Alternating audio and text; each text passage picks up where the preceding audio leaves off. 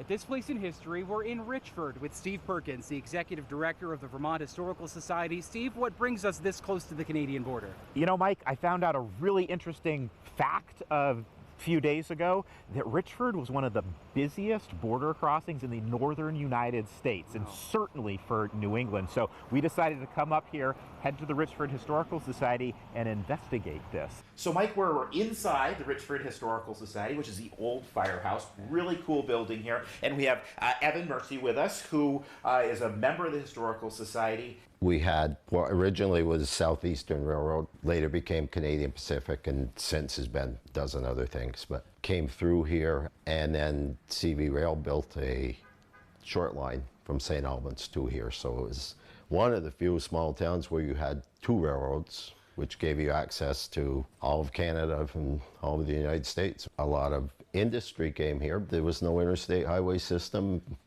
Very few good roads or cars or whatever. Everything went by rail. In the short time we've been here, we've mentioned the Sweat Cummings Manufacturing Company.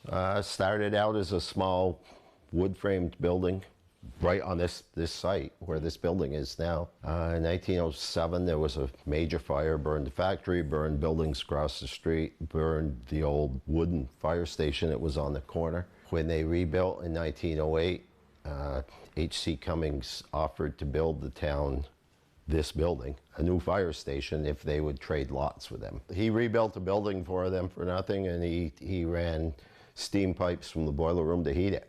And about how long was this fire hall used for that original purpose? Until 95. I'm looking at some of these maps, but I'm noticing a name that I think a lot of our viewers may recognize. Yeah. Quaker Oats Company. Can you, how was the Quaker Oats Company involved with Richford? It's where the Blue Seal Feeds is now. The Quaker Oats, the original mill was built by Southeastern Railroad.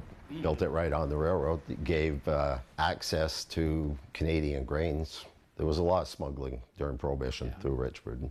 My dad, I've heard him talk about these big cars coming down from Canada, turning the corner and headed up Main Street, you know, possibly with some sort of law enforcement behind them. For about how long did Richford remain as vital and as high volume a crossing location as it was? Mid-1980s, early 90s is when it really started to go the other way. It became quicker, cheaper to use trucks. But how can people come and learn more about Richford? The museum's open in the summer every Saturday, and there's several of us around town that would open it if somebody called. Is there a website? It's just Richford Vermont Historical Society. It's not a website, it's a Facebook page. Okay. And if anybody posts questions, somebody tries to answer them.